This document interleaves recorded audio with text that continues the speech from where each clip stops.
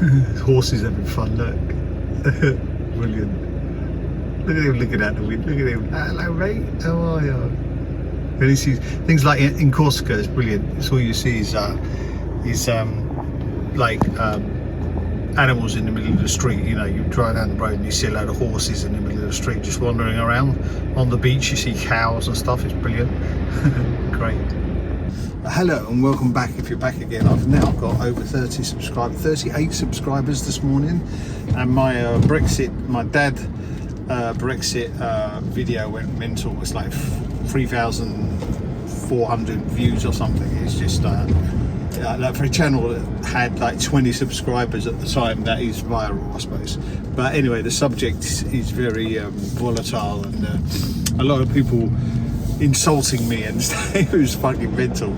It was brilliant. Anyway, I loved it, and it was like, I like a good discussion about stuff, and Brexit's always been one of them discussions that kind of get me a bit riled up. I'm not an expert on it, and there's a lot of people coming out with facts and stuff and about, you know, about economics and stuff, but that's not my problem.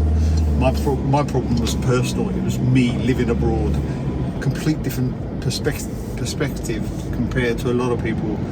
So like, and there were some valid points on both sides, but I mean, you know, it's one of them subjects. But anyway, today I'm not going to be talking about that. Today I'm going to be talking about the way I talk. And the reason I can't talk English very well, I can't speak English very well, is because when you speak two languages, right? First of all, at the beginning you learn, like in my case, French, and you're really into it, and you learn it, and you're trying your best. And it takes at least a couple of years before I got to a point where I was fluent, yeah? And I was fluent. I was very, very fluent. I had more or less no accent. I was speaking French all the time, and it wasn't a problem. But my English got completely left aside, and I was speaking English. I was living in Nice, and I was working on the beaches before I lived in Nice. Anyway, that's in my story, and it's a set of videos that I'm going to put on here that I've started already, but I'm not going to do them consecutive. I'm going to do one, you know, maybe one a week or something, so if people like to follow a story or something, or bored, you know, you can listen to it. But it's got an interesting story. Everyone's got the stories, haven't they? You know, everyone's a movie scene, often more than twice, as Ronnie Law said in his song, Every Generation. Anyway, rambling on again. So what was I saying? I was talking about languages. So you kind of lose your original language, stops progressing, kind of. You know, I was 20 at the time, and my French was, you know, when I got to about 22, 23, I was fluent, and so my English started getting a bit rusty. And I think you find that at the beginning, when you start learning another language, your own language becomes very very weird. You kind of mix both up at the same time. You still do, but it's worse at the beginning, and your brain has trouble kind of like switching two languages, going from one to the other. And I wasn't in a position where I was just like, you know, a bit all over the place. And then I started working with an American guy, and it kind of got better. My English got better, but I still was rusty, and I was speaking more French than I was English. And then it doesn't progress. Your English doesn't progress because you're not using your English in any kind of day-to-day administrative role.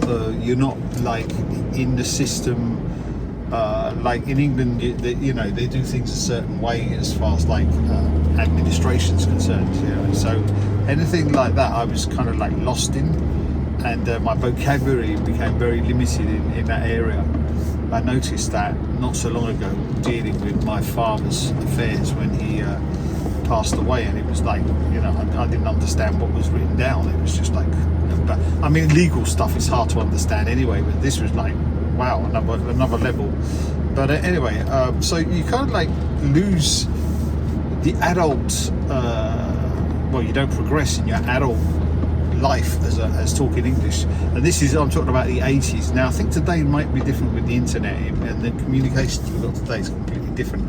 I mean, I was not talking to my parents and my family every day like I do today, you know. So I think it's a bit different when it comes down to that. So yeah, so my English got kind of steadily stagnated, I suppose, and my French got reasonably good, because I mean I was talking it all the time, and I was using it in everyday life and administration situations and stuff like that. And yeah, and then, you know, like 40 years later, my English is still quite basic, and my French is still quite basic. It's not evolved to a sense of like being, I suppose because I'm not that well spoken in English, that I'm not that well spoken in French. I speak French at a street level, you know, like I sort of like I do English, I suppose. But then the way I learned French was quite interesting. Is that I was living in we were living just outside Paris at the time, and I was Daniel was doing a course learning how to do. She was doing like a, what they call it, BTS, which is a BTS in. It's like a baccalaureate that after you've left school you do it after. It was in like business and secretarial studies or something. I can't remember what it was. Anyway, she was doing that, and I was looking for work, and my French was very, very, you know, I was starting out. That was my starting point, and I was trying to learn it. I was watching TV, and what I used to do is translate the Télé 7 Jours, which is basically the magazine that we used to buy, which had all the TV programs, the TV, what was going on TV, the TV programs. And so I used to look at the subject of the film that night. You know, we had 3 channels in black and white, because we had a second-hand TV, although colour didn't exist, of course, in 1981 we're talking about here, but we couldn't afford one, so we had an old second-hand beaten up black and white TV, and we used to watch films on it, and I used to translate the subject, because they give you a summary of the film. I used to translate it with a dictionary, and I used to look through it and figure out what was written in, and then watch the film and try and understand the film, and then I kind of like started to pick up bits and bobs and words and stuff, and started to understand. Of course, you'll always understand more than you can speak, right? And so I was starting to understand stuff, and I was starting to watch these films, and I did that every night. I used to translate the film summary every night, and that was how I started. And then we went back down to the south of France and worked a season down there, and I didn't speak much French apart from with the boss who I was working for. And you know, I was a manager of sellers on the beach, and basically I would go out and speak English most of the time. I had a few French sellers, but that was the only bit of French I was talking. You'll see about that in my story, exactly what I was doing, selling donuts on the beach, having a frothing at the mouth again. And so it was quite interesting the way my French kind of stagnated, because I was speaking English again. And then we went to Paris, right? We ended up in Paris into the winter of 81, 82, right? And that's where I learned French. It's basically, I got a job in a photo laboratory in the 13th arrondissement in Paris, and they were looking for a driver to deliver to the. They used to develop the photos in a laboratory, and then you used to have to drive around Paris, pick up the little films, that were in a little box, a little black box at the time, the little bobbins. You know, they were reels. You have to pick the reels up, bring them back, get them, take them a couple of days to process them, and then take back the photos. And it used to be called direct film. That was the name of the outfit, right?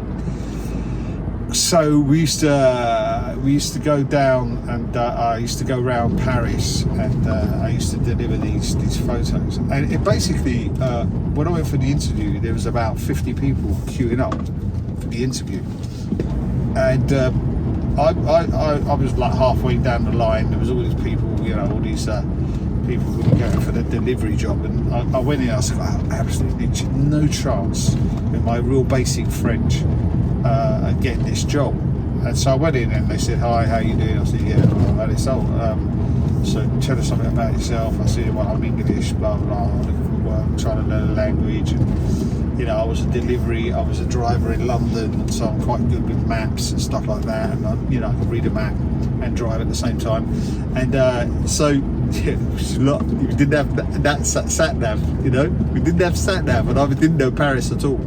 So they said to me, okay, you're English. I said, yeah. And they said, can you translate this manual we got for a new machine we just bought? It's in English and there's no translation to French, and we can't find a translation to it, and we don't know how it works. So I said, yeah, I can have a go. And they said, well, they showed me the manual. I said, well, that means this, that means that, and that. They said, well, you got the job. So I ended up getting this job, and I walked out and they said, bye-bye, he's got the job, bye to everyone. All these people looking at me like they wanted to kill me.